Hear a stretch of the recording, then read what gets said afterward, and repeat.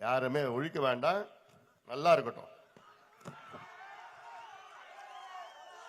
KP Murugan அவர்கள், மா ஜெகதீசன் அவர்கள், அருள்மொழி அவர்கள், தங்கராஜ் அவர்கள், அன்பு ராசா அவர்கள், மணிகண்டன், மாதேஷ், சரவணன், வெற்றி, மாதப்பன், ராஜேந்திரன், கேபிள் ஆறுமுகம், சிவன், சசிகுமார், பழனிசாமி, பாலன், சந்தோஷ், செந்தில், ஜீவா, நஞ்சுண்டன், பெரமன், பழனி, செண்பகவள்ளி, சக்தி, ஆனந்தன், மாதம்மாள், மனோகரன், காவேரி, சின்னசாமி, தமிழ்ச்செல்வி, இளங்கோவன், செங்கோட்டையன், சின்னையன், கோவிந்தன், பசியம்மாள், மணி, வீரப்பன், ஜெயவேல், நரசிம்மன், ராஜமாணிக்கம், சுகுணா, சிவம், சுப்பிரமணி, செந்தில், முனுசாமி, கோவிந்தசாமி, முத்துசாமி, ஆறுமுகம், சக்தி, சத்திரிய கண்ணன், அன்பு, அண்ணாமலை, முத்துக்குமார், வரதராஜன், சுப்பிரமணி, ராஜி, மாணிக்கம், காசி, கோடாள்ளி, மணி, சின்னசாமி, பெரியசாமி, பன்னீர்செல்வம், பிரபாகரன், பெருமாள், சிவலிங்கம், யாராவது பேர் விட்டு போச்சா? அருளா? அருள் நிறைய வாட்டி சொல்லிட்டோம். அருளுடைய கோரிக்கை நிறைவேற்றப்படும். மற்றும் மேடையில் இருக்கின்ற அனைத்து நிலை நிர்வாகிகளுக்கும், இங்கே எழுச்சியோடு, வீரத்தோடு, வேகத்தோடு வருகை தந்திருக்கின்ற என் உயிரினும் மேலான அன்பு பாட்டாளி சொந்தங்களே, உங்கள் அனைவருக்கும் இந்த அன்புமணி ராமதாசின் பணிவான வணக்கங்கள். மீண்டும் என்னுடைய வணக்கங்களை தெரிவிக்கின்றேன்.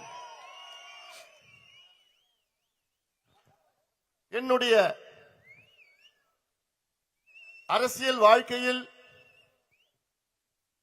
பென்னாகரம் தொகுதி மக்கள் எனக்கு அரசியல் கற்றுக் கொடுத்த மக்கள்.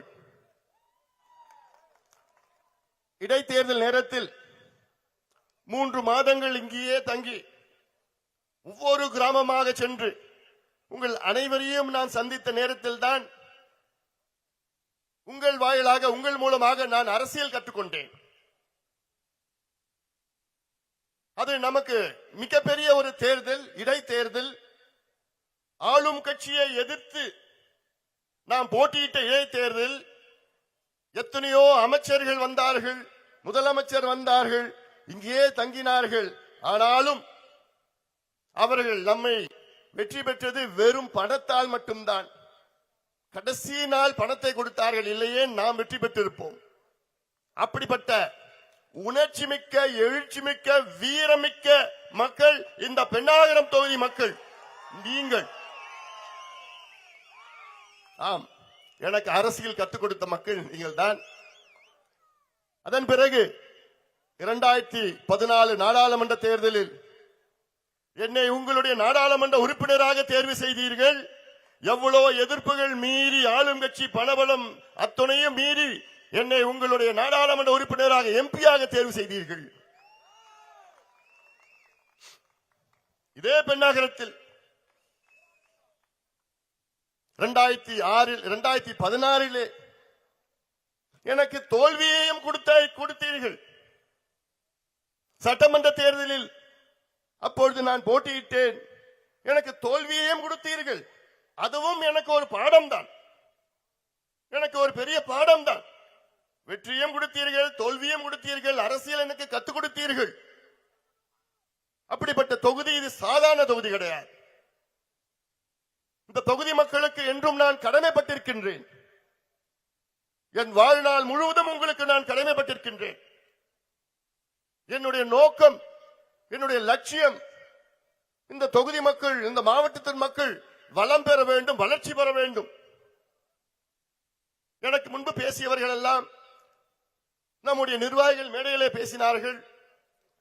அவருடைய ஆதங்கத்தை வெளிப்படுத்தினார்கள், அவருடைய கோபத்தை வெளிப்படுத்தினார்கள்.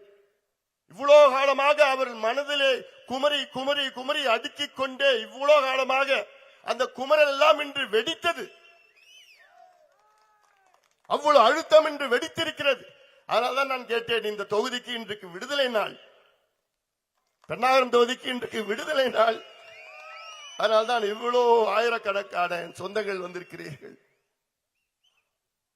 அதே வேளையில் இன்று இங்கே எனக்கு முன்பு பேசிய, இங்க வரணுமா, வெளிச்சம் வரலையா? சரி,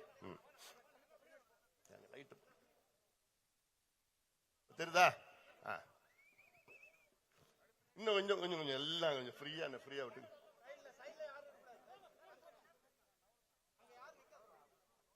இன்னும் கொஞ்சம்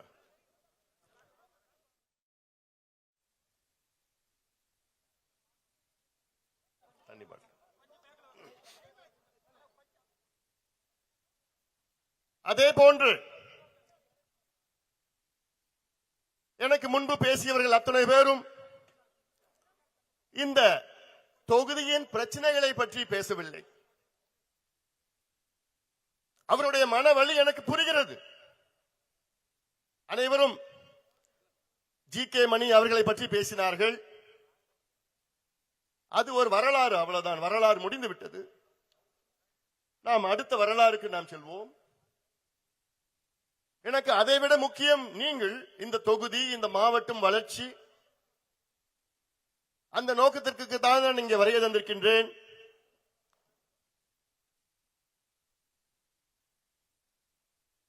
அதற்கு உங்களுடைய ஆதரவு, பேராதரவு எங்களுக்கு தாருங்கள். காரணம், இந்த தொகுதி மட்டுமல்ல, தர்மபுரி மாவட்டத்தில் உள்ள அனைத்து பிரச்சனைகளும் நன்கு அறிந்தவன் இந்த அன்புமணி ராமதாஸ். ஒவ்வொரு கிராமத்திலும், ஒவ்வொரு ஒன்றியத்திலும், ஒவ்வொரு தொகுதியிலும் என்ன பிரச்சனை, அதை என்ன தீர்வு என்று நன்கு அறிந்தவன். அதனால் தான் நான் கேட்கின்றேன், வருகின்ற சட்டமன்ற தேர்தல் மிக முக்கியமான ஒரு தேர்தல். இந்த தேர்தலில் திமுக தோல்வி அடைய வேண்டும். திமுக, இந்த ஊழல் திமுக, விவசாயிகள் எதிரான திமுக, பெண்களுக்கு எதிரான திமுக தோல்வி அடைய வேண்டும். அந்த நோக்கத்திற்காகத்தான் நான் தமிழ்நாடு முழுவதும் 100 நாள் நடைபயணம் மேற்கொண்டிருக்கின்றேன். ஒவ்வொரு தொகுதியாக, ஒவ்வொரு மாவட்டமாக சென்று, வடக்கிலே கும்மிடிப்பூண்டி, தெற்கிலே கன்னியாகுமரி, கிழக்கிலே நாகை மாவட்டம், மேற்கிலே கோயம்புத்தூர், அத்தனை மாவட்டங்களுக்கும் சென்று அத்தனை மக்களை சந்தித்து, அனைத்து தரப்பு மக்களையும் சந்தித்து, விவசாயிகள், தொழிலாளர்கள், உழவர்கள், பெண்கள், இளைஞர்கள், மாணவர்கள், மீனவர்கள், நெசவாளர்கள், அரசு ஊழியர்கள் போன்ற அனைத்து நிலை மக்களையும் சந்தித்து, இந்த கொடுங்கோல் ஆட்சி, திமுக ஆட்சியை தூக்கி எறியுங்கள், தூக்கி எறியுங்கள் என்று இந்த நோக்கம்தான். இப்படி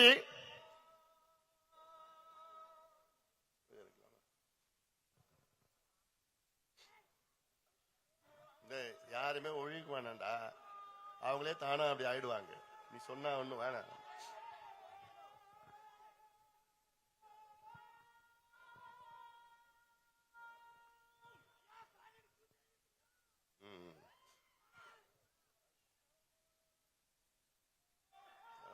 முடிச்சுட்டு அங்க பாலக்கோடு வர போனோம்.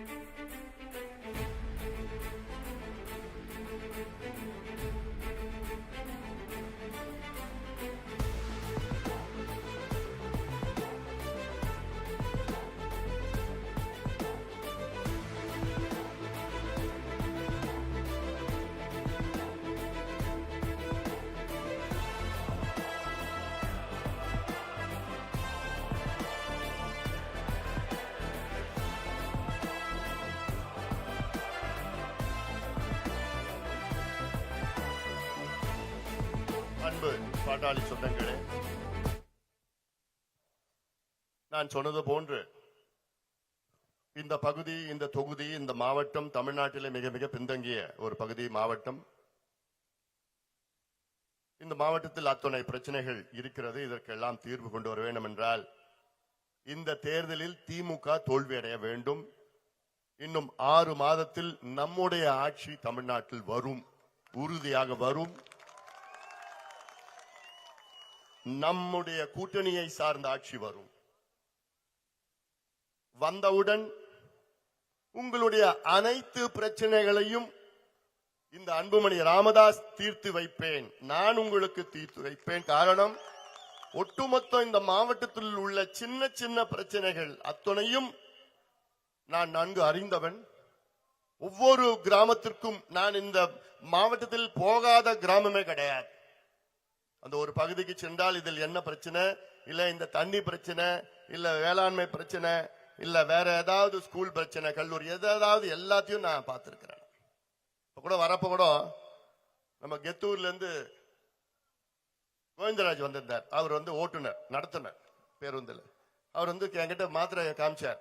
ஐயா, நான் மாத்திரை இந்த பெண்ணாகரம் ஜிஹெச்ல இருந்து வாங்கிட்டு வரேன், பார்த்தா காலாவதியான மாத்திரை என்ன கொடுத்துருக்காங்க, எக்ஸ்பயர்டு மாத்திரைன்னு சொல்லிட்டு பார்த்தா அது தேதியே மாறி போய் காலாவதி ஆனிச்சு.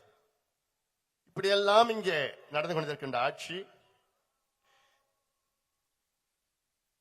இடையில ஒரே ஒரு, இப்ப என்னுடைய மேடையில் இருக்கின்ற என்னுடைய தம்பிகளுக்கும் என்னுடைய அண்ணன்களுக்கும் சகோதரர்களுக்கும் ஒரு செய்தி,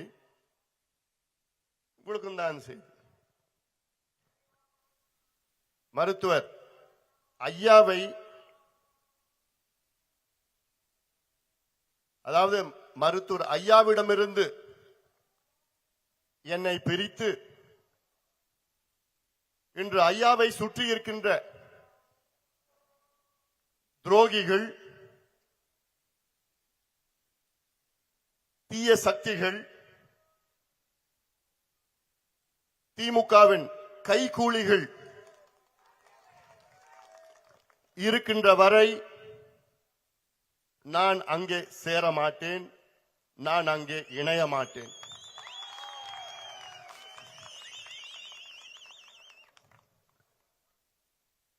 ஐயா ஒரு சமூக சீர்திருத்தவாதி.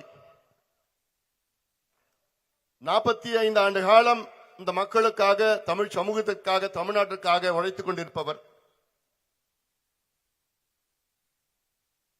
ஒரு சோசியல் ரிஃபார்மர். ஆனால் ஐயாவை இன்று திசை திருப்பி, ஐயா மனதை மாற்றி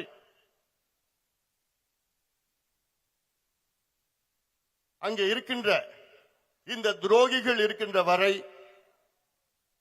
நான் சேரமாட்டேன், இணைய மாட்டேன் என்று உங்களுக்கு நான் இன்று தெரியப்படுத்துகின்றேன். எவ்வளவு வலியோடு இதை நான் பேசுகின்றேன், எவ்வளவு மன உளைச்சல், மன அழுத்தம், வலியோடு இதை நான் பேசுகின்றேன்.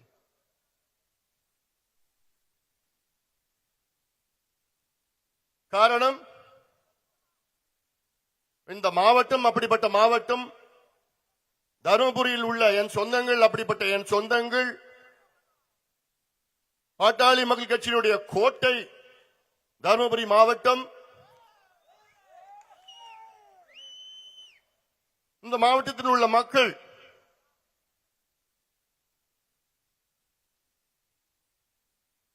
மிகவும் உணர்ச்சி வசப்பட்டவர்கள்.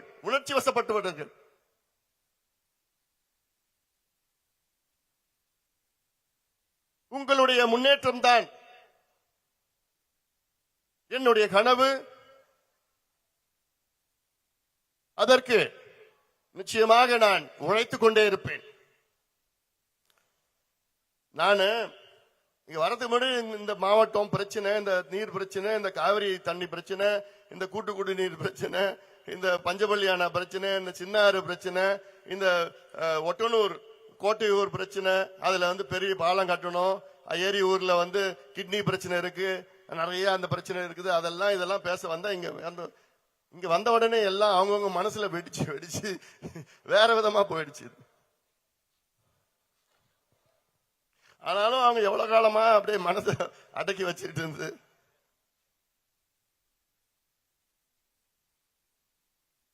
ஏன்னா இப்ப இருக்கிறதெல்லாம் பார்த்தா சரி, அது வீட்டுல நம்ம போக வேண்டாம். இப்போ நான் ஒன்னே ஒண்ணு உங்ககிட்ட கேட்கிறேன். இப்போ உங்க ஊர்ல ஒரு ஏரி இருக்கு. இந்த ஏரியில மதகு இருக்கு. அந்த மதகு வழியா தண்ணி வெளியில வருது. அந்த மதகுக்கு வெளியில உடனே பக்கத்துல உங்க நிலம் இருக்கு. ஆனா அந்த ஏரியில வர தண்ணி உங்க நிலத்துக்கு அந்த தண்ணி பாசல, உங்க தண்ணி போல. உங்க நிலத்தை தாண்டி தான் கடைசியில் இருக்கிற ஒருத்தர் நிலத்துக்கு போகுது. அப்படி போச்சுன்னா நீங்க சும்மா இருப்பீங்களா? ஏயா நீங்க கேட்பீங்க, அந்த பஞ்சாயத்து தலைவர் போய் கேட்பீங்க, ஏயா என் நிலம் தான் அங்க பக்கத்துல இருக்கு, எனக்கு தான் என் முதல் உரிமை, என் நிலத்துக்கு தண்ணி வந்த பிறகுதான் நீ அவனுக்கு கொடுத்துட்டு போ, கொடுக்க வேணான்னு சொல்ல, நீ கொடுத்துட்டு போ அப்படின்னு சண்டை போடவே இல்லையா? நிச்சயமான சண்டை போடு. அதே நிலையைத்தான் காவேரி தமிழ்நாட்டில் மிகப்பெரிய ஆறு. இங்கே உங்க மாவட்டத்தில் உங்க தொகுதியில தான் இங்கே உள்ள வருது, பிள்ளிகுண்டுல வருது. ஆனா இந்த தண்ணி நீங்க அனுபவிக்க முடியல, குடிக்க முடியல, விவசாயம் செய்ய முடியல. இந்த தண்ணியை குடிக்கிறதுக்கு 30 வருஷமா போராட்டம் பாட்டாளி மக்கள் கட்சி செய்ய வேண்டியது என்ன? இந்த மாவட்டத்தில் இந்த மண்ணில் தண்ணி போகுது, அவ்வளோ தண்ணி கடலுக்கு போகுது. அந்த தண்ணியை குடிக்கிறதுக்கு உங்களுக்கு கிடைக்கிறதுக்கு 30 வருஷம் போராட்டம், ஆர்ப்பாட்டம், மனித சங்கிலி, உண்ணாவிரதம், பட்டநாமம் எல்லாம் பண்ணது பிறகுதான் 98ல ஒரு அறிவிப்பு, என்ன, ஒகேனக்கல் கூட்டு குடிநீர் திட்டம் குடிக்கிறதுக்கு.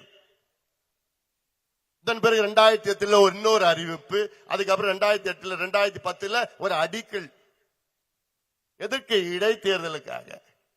அதன் பிறகு 2013 14 தான் இந்த திட்டத்தை அறகுறையா நிறைவேற்றி இருக்கிறாங்க. இந்த தண்ணியை குடிச்சா புளோரைடு இருக்கு. அன்னைக்கு ராமநாதபுரம் போயிருந்தேன், ராமேஸ்வரம் போயிருந்தேன். அப்போ நம்ம அப்துல் கலாம் அப்போ அவர் தவறிட்டாரு, அங்க நான் போனேன். பிரதமர் எல்லாம் வந்திருந்தாங்க, நானும் போனேன். அப்போ அந்த நிகழ்ச்சி முடிச்ச உடனே நான் இன்னொரு இடத்துக்கு போறப்போ ஒரு பையன் பார்த்து சிரிச்சான். ஏய் தருமபுரியான்னு கேட்டேன். பார்த்து சிரிச்சான், அவ்வளவுதான். ஐயா ஆமாயா எங்கன்னு கேட்டா, இங்க பெண்ணாகரம் பக்கத்துல ஏரியூர் பக்கத்துல சொல்லு. என்னன்னா பல்லு மஞ்சள். என்ன அதுக்கு காரணம்? அல்ல நீங்க குடிக்கிற தண்ணியில புளோரைடு அதிகமா இருக்கு. புளோரைடு என்றால் நச்சு பொருள். காலகாலமா இதுதான் குடிச்சிட்டு வர்றீங்க. பல்லு மட்டும் மஞ்சளா, உடம்பெல்லாம் தேஞ்சி போய் எலும்பெல்லாம் முறிஞ்சி இவ்வளோ பிரச்சனை காலகாலமா வருது.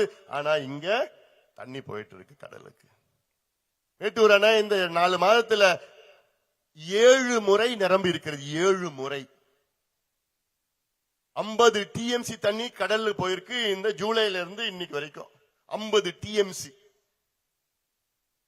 நம்ம என்ன கோரிக்கை கேட்டோம்? நான் உங்களுடைய நாடாளுமன்ற உறுப்பினர் அந்த நேரத்தில் தான் இப்ப திட்டத்தை வகுத்தோம். என்ன திட்டம்?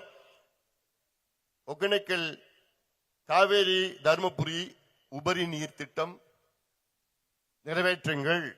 என்ன அந்த திட்டம்? கடல்ல போற தண்ணி இப்ப 50 டிஎம்சி போயிருக்கு 4 மாசத்துல. அதுல 3 டிஎம்சி நீரேற்று மூலமா கொண்டு வரோம். நீரேற்று மூலமா என்ன? இப்போ உங்களுக்கு கூட்டு குடிநீர் திட்டம் வருவதற்கு ஒரு தடம் இருக்கு. அதுல பைப்ல எடுத்து வந்துதான், அதுல சின்ன பம்பிங் ஸ்டேஷன் வச்சுதான் இங்க கொண்டு வந்து அந்த கூட்டு குடிநீர் திட்டத்துல நிறைவேற்றுறாங்க. அதே தடத்துல இன்னும் கொஞ்சம் பெரிய பைப்பை போட்டு தண்ணி எடுத்துட்டு வந்து இங்க மடத்துக்கு எடுத்துட்டு வந்து மடத்துல இருக்கிற ஏரிங்களுக்கு எல்லாத்தையும், தர்மபுரி ஏரிக்கு எல்லாத்தையும் நிரப்பினா உங்க கிணத்துல 30 அடி 40 அடியில தண்ணி வரும். உங்க போர்ல 60 அடி 80 அடியில தண்ணி வரும். உங்க ஏரியில தண்ணி இருக்கும். விவசாயம் பண்ணலாம், விவசாயம் பெருகும், பொருளாதாரம் முன்னேறும், வேலை வாய்ப்பு உருவாகும். உங்க பிள்ளைங்க எங்க வேலை செய்யுதுங்க? பெங்களூர்ல போய் வேலை செய்யறான். என்ன வேலை? ஐடி வேலையா? இல்ல. சில பேர் குப்பையை வேலை செய்யறான், பொறுக்கிறாங்க. கொத்தனார் வேலை பண்றான், கல்லு உடைக்கிறான், குவாரியில வேலை செய்யறான், பனியன் கம்பெனியில வேலை செய்யறான், திருப்பூர்ல, கோயம்புத்தூர்ல போய் கம்பெனியில வேலை செய்யறான், கேரளாவில் போய் ஹோட்டல்ல வேலை செய்யறான், ராமேஸ்வரத்துல போய் கொத்தனார் வேலை பண்ணான் அந்த பையன். என்னடா இங்க வந்திருக்கிறேன்னு? அங்க வேலை இல்லை. ஏன்? தண்ணி போதுங்க. இத நானும் எத்தனையோ முறை போராடிட்டேன், எத்தனையோ போராட்டங்கள் நான் செஞ்சேன். 3 நாள் நடைபயணம் பண்ணேன். அந்த நடைபயணம் இங்கிருந்து தான் நான் தொடங்கினேன்.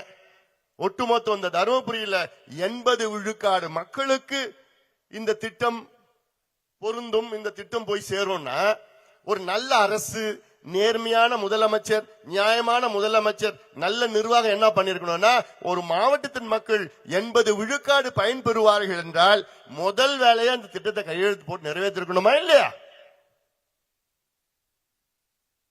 ஆனால் இன்னைக்கு வரைக்கும் முதலமைச்சர் ஒரு வாயை கூட திறக்க, நேத்து கூட வந்துட்டு போனார் ஒரு கல்யாணத்துக்கு, ஒரு வாயை கூட திறக்கலையே.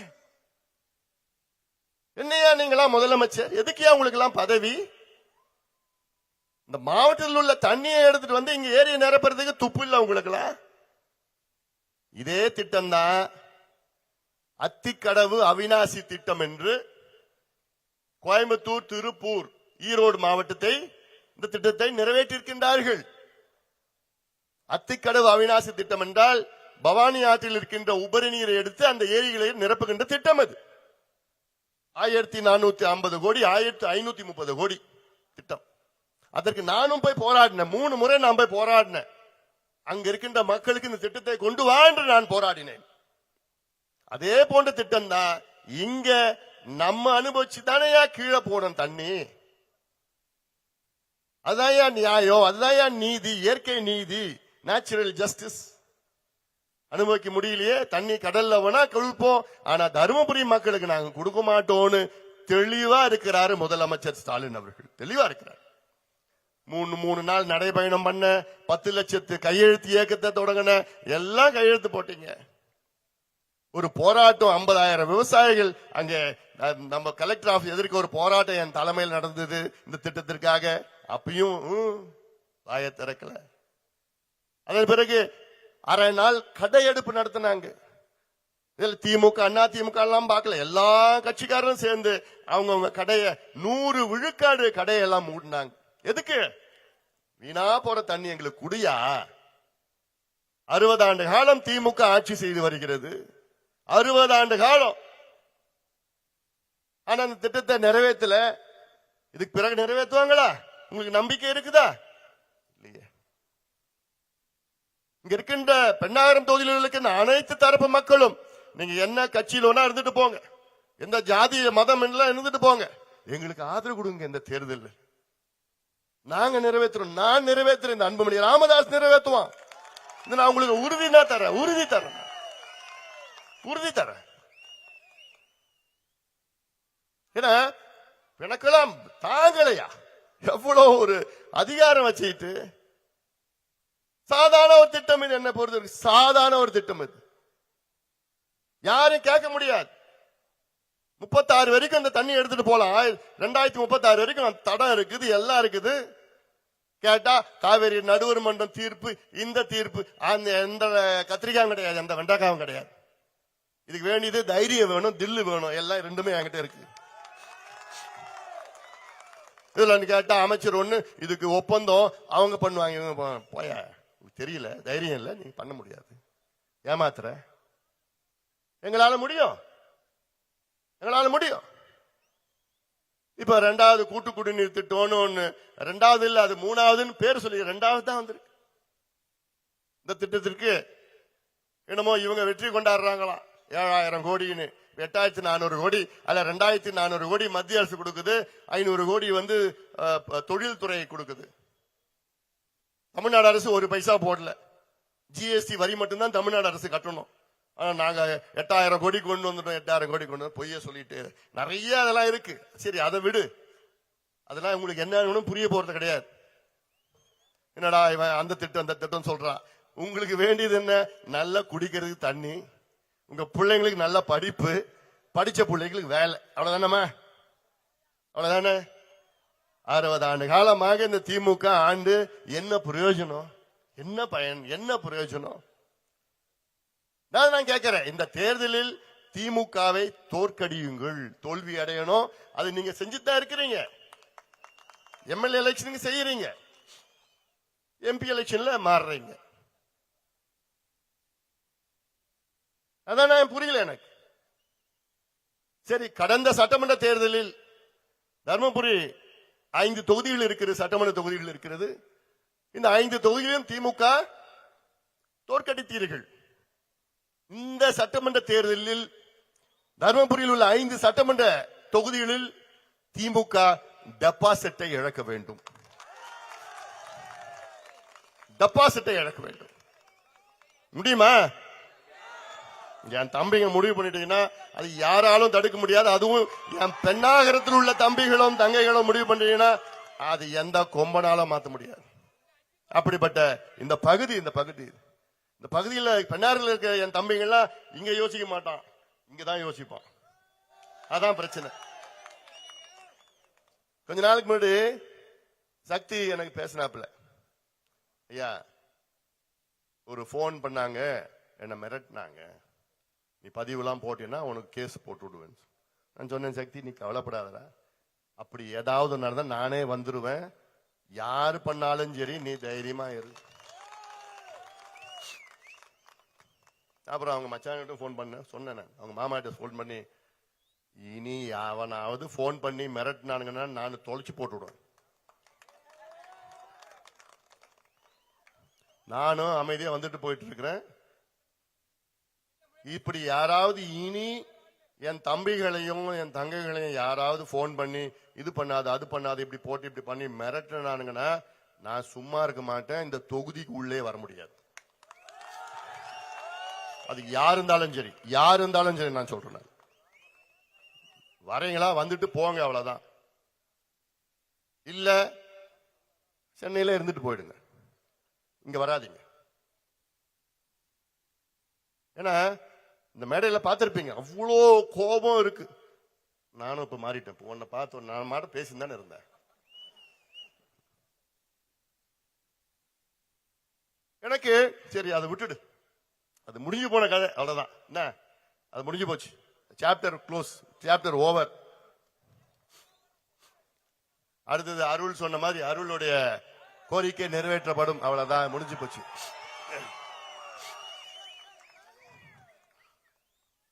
எனக்கு வேண்டியது இந்த மாவட்டம், இந்த தொகுதியினுடைய வளர்ச்சி. நான் மேட்டூர் போயிருந்தேன் போன வாரம். மேட்டூர் போனவன நான் கோட்டையூர் அந்த பகுதியில் போனேன். ஒட்டனூர் இந்த பகுதியில் இருக்கு, கோட்டையூர் அந்த பகுதிக்கு போயிருந்தேன்.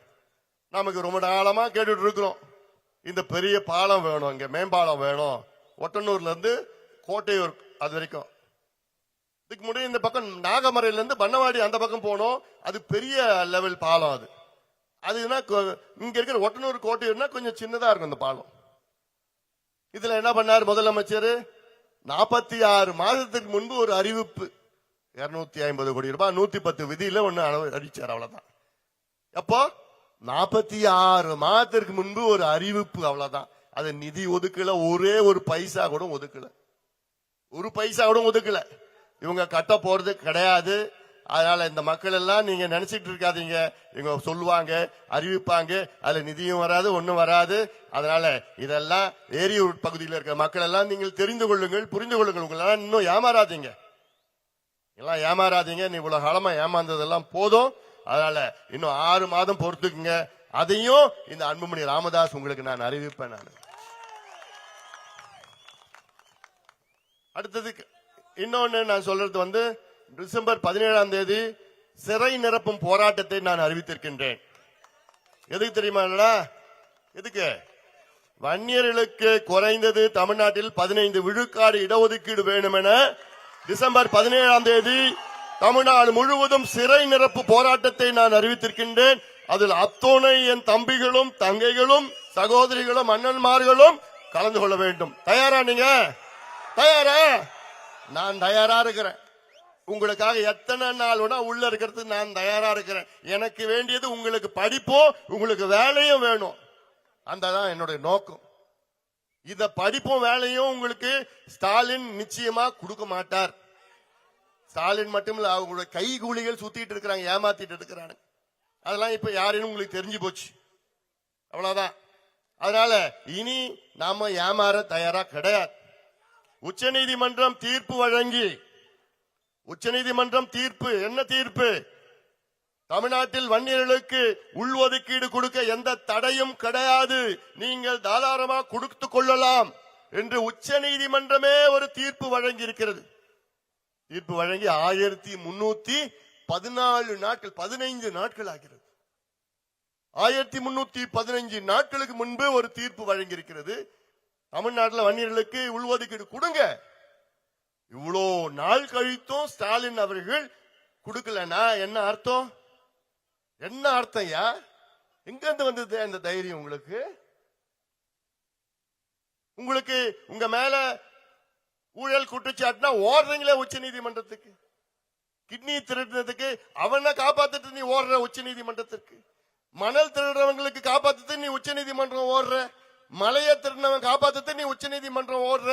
அதே உச்ச நீதிமன்றம் தமிழ்நாட்டில் வன்னியர்களுக்கு இடஒதுக்கீடு நீ கொடுத்துட்டு போன்னு சொல்லி 1315 நாள் ஆகியோ ஏன் கொடுக்கல? ஏன் கொடுக்கல? நீ செய்யற இந்த வன்னிய சமுதாயத்திற்கு எவ்வளவு பெரிய துரோகம் செஞ்சிருக்கிற. இதான் முதலமைச்சர் ஒரு மாதத்துல கையெழுத்து போட்டு முடிச்சிருக்கலாம். ஒரே மாதம் தான் தேவை. அது செய்ய போறது கிடையாது. அதனால்தான் நான் சொல்றேன், தமிழ்நாட்டில் உள்ள வன்னியர்களே, வன்னியர் சொந்தங்களே, வருகின்ற சட்டமன்ற தேர்தலில் வன்னியர்கள் ஒரு ஓட்டு கூட திமுக போடக்கூடாது. எவ்வளவு பெரிய துரோகத்தை திமுக அந்த மக்களுக்கு செஞ்சிருக்கு. இது நான் சாதாரண துரோகமா நான் பார்க்கல. சாதாரண துரோகம் கிடையாது. எவ்வளவு கஷ்டப்பட்டு உயிர் தியாகம் செய்து எத்தனை போராட்டங்கள் செய்து கிடைத்த இந்த இடஒதுக்கீடு அதை ரத்து பண்ணிச்சு சென்னை உயர்நீதிமன்றம், மதுரை கிளை, பிறகு உச்ச நீதிமன்றம் சென்றோம். அங்கே இந்த தீர்ப்பை கொடுத்தார்கள். அதனால இதெல்லாம் நீங்கள் சாதாரண துரோகமா பார்க்காதீங்க. இந்த மாவட்டத்துக்கு மட்டும் இல்லை, இந்த சமுதாயத்துக்கு துரோகம். இது ஏதோ வன்னியர் பிரச்சனை கிடையாது, இது ஏதோ ஜாதி பிரச்சனை கிடையாது, இது சமூக நீதி பிரச்சனை. சமூக நீதி பிரச்சனை அந்த அடிப்படையில் தான் நான் பார்க்க வேண்டும். அதனால்தான் நான் சொல்றேன், நீங்க எல்லோரும் வாருங்கள், நாம் எல்லோரும் ஒன்றாக இணைவோம், ஒன்றாக இந்த பகுதி, இந்த மாவட்டம், இந்த பகுதி வளம் பெற, வளர்ச்சி பெற வேண்டும். உங்க பிள்ளைங்க வெளியில போன பிள்ளைங்க எல்லாமே மீண்டும் இங்க வர வேண்டும். அது என்னால முடியும். நீங்க எல்லாமே 2 ஏக்கர் 3 ஏக்கர் 5 ஏக்கர் நிலம் வச்சிருக்கீங்க. ஆனா அப்படி நிலம் வச்சிருக்கவங்க பிள்ளைங்க எங்க வேலை செய்யறாங்க? கூலி வேலை, கல் உடைக்கிறது, கொத்தனார் வேலை, குவாரியில போய் வேலை செய்யறாங்க. தண்ணி மட்டும் இங்க அங்க போற தண்ணி, வீணா போற தண்ணி இங்க எடுத்துட்டு வந்து உங்க ஏரியில விட்டுனா, உங்க கிணத்துலயும் போர்ல தண்ணி அடிஞ்சுன்னா அவன் கால் மேல கால் போட்டு விவசாயம் பண்ணிட்டு சுயமரியாதையோட இங்க வந்து வாழ்வான். அங்க போய் ஒரு அடிமையா வாழ்ந்துட்டு இருக்கிறான். அதே எங்களுக்கு வேணும், அதான் எங்களுக்கு வேணும். அதுதான் இந்த அன்புமணி ராமதாஸ் நிச்சயமா உங்களுக்கு செய்வான், உறுதியா செய்வான். எவ்வளவு கனவுகள் எனக்கு இருக்கு இந்த மக்களுக்கு, இந்த மாவட்டத்துக்கு. உங்களுக்கு நான் என் வாழ்நாள் முழுவதும் நன்றி கடன் பட்டவன். காரணம் என்ன, தொடக்கத்திலிருந்து இது நம்ம கட்சியின் ஒரு கோட்டை. 2014 எவ்வளவு எதிர்ப்புகள் மீறி என்னை நீங்க உங்களை நாடாளுமன்ற உறுப்பினராக தேர்வு செய்தீர்கள். அதெல்லாம் என்னால வாழ்க்கையில நான் கடைசி வரைக்கும் என்னால மறக்க முடியாது. அந்த ஆதகம் தான் எனக்கு இருக்குது. எப்ப இங்க வந்தாலும் சரி எனக்கு அந்த வெறி, என்னடா இப்படி இருக்குது, இவ்வளவு செய்யலாமே, இந்த மக்களுக்கு இவ்வளவு கொண்டு வரலாமே. அதனால இதையெல்லாம் நீங்க நிச்சயமாக மனதில் ஏற்றிக்கொள்ளுங்கள்.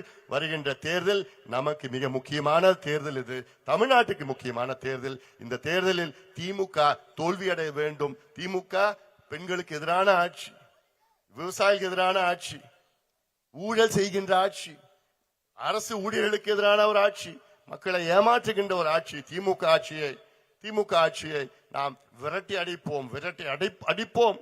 போதும், இவர்கள் ஆண்டது போதும், தமிழ்நாட்டை நாசப்படுத்தியது போதும். ஆக இங்க இருக்கின்ற பெண்ணாகரம் தொகுதியில் உள்ள அனைத்து மக்களும் ஒன்று சேருங்கள், வாருங்கள், எங்கள் பின்னால் வாருங்கள். உங்களுக்கு விடுதலை, உங்கள் மக்களுக்கு விடுதலை, திமுக பிடியிலிருந்து விடுதலை நாம் பெற்று அடைவோம்.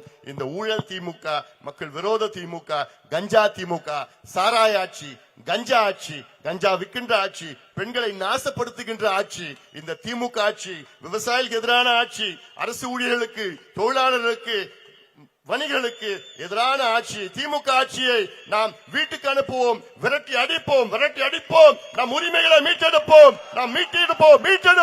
நன்றி.